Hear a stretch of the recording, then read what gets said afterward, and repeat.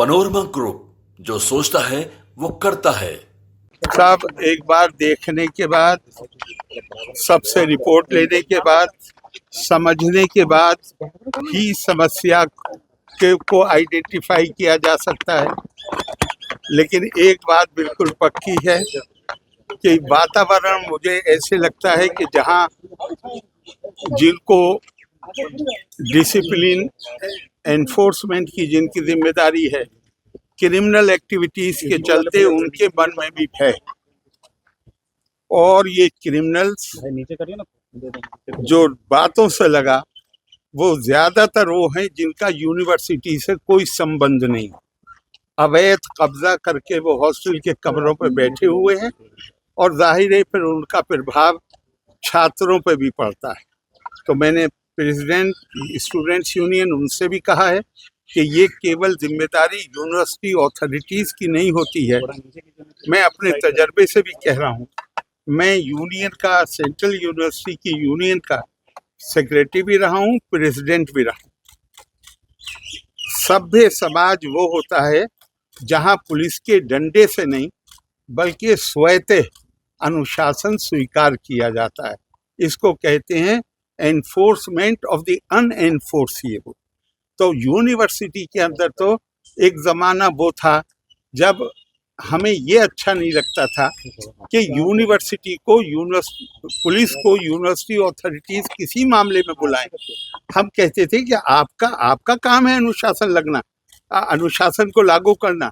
लेकिन आज अकेले पटना यूनिवर्सिटी नहीं, और भी यूनिवर्सिटियों में हमारी बदकिस्मती है कि मैं ये यूनियन की प्रेसिडेंट मौजूद है, मैं इनके सामने कह रहा हूँ ये कि यूनियन का जो उद्देश्य है वो उद्देश्य होता है, एक काम हमारे टीचर करते हैं क्लास में, हमें ज्ञान देने का काम करते हैं। एक प्लेटफॉर्म प्रोवाइड किया जाता है बच्चों को उनके व्यक्तित्व के निर्माण के लिए, जहां वो अपनी संवाद शक्ति को, अपनी वाक कला को उसको विकसित कर सकें। ये कोई यहाँ ये यूनियन जैसे लेबर यूनियन होती है, इस तरह स्टूडेंट यूनियन नहीं होती है। ये तो एक परिवार है, वाइस चांसलर से लेके सारे टीचर्स, अथॉरिटीज, स्टूडेंट्स, ये एक परिवार है। और मैंने तो पार्लियामेंट में भी अलीगढ़ के बच्चे धरने पे बैठे थे, मैंने तत्कालीन माननीय शिक्षा मंत्री को हाउस में खड़े होकर कहा कि आप केवल मंत्री नहीं, आप तो गुरु रहे सारी जिंदगी। और उन्होंने क्या शानदार, पार्लियामेंट की मुरली मनोहर जोशी जी ने क्या शानदार जवाब दिया और कहा, मेरा छोड़िए, मैं तो चलता हूँ जहां आप ले चलें। आरिफ साहब खुद बैठ के फैसला करते हैं, इसलिए कि ये यूनियन के प्रेसिडेंट भी रहे हैं, ये केंद्रीय सरकार में मंत्री भी रहे हैं, ये खुद फैसला करते हैं, मैं हर फैसले को मान लूंगा। तो किसी की कोई ईगो इशू नहीं है, लेकिन इन डिसिप्लिन के साथ यूनिवर्सिटी नहीं चलती और इसमें आप सबकी भी जिम्मेदारी है। मैं आपसे हाथ जोड़ के प्रार्थना कर रहा हूँ, यूनिवर्सिटी के मामले को कोई भी अगर कोई मौका भी दे आपको, तो भी सेंसेशनलाइज मत कीजिए।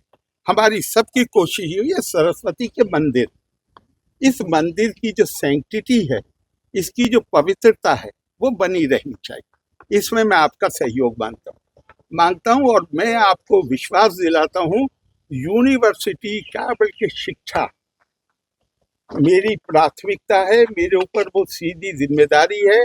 मैं राजभवन में बैठ के फैसले नहीं करूँगा। अगर कोई समस्या होगी तो मैं उन जगहों पर जाऊंगा जहां समस्या पैदा होती है। और मैं छात्रों से खास तौर से छात्रों से हाथ जोड़ के विनती कर रहा हूं, अनुशासनहीनता नहीं, श्रद्धावान लभते ज्ञानम, गुरु का, माता पिता और गुरु, इनका सम्मान करना। हम भारतीय नहीं हैं अगर हम इनका तीनों का सम्मान न करें। और हमारी जिम्मेदारी, जो अथॉरिटीज हैं, जो टीचर्स हैं, उनकी जिम्मेदारी है कि ये आपके परिवार के बच्चे हैं। जैसे आप अपने बच्चों की से गलतियां भी होती हैं, बच्चों से जैसे डील करते हैं ऐसे इनसे डील करें।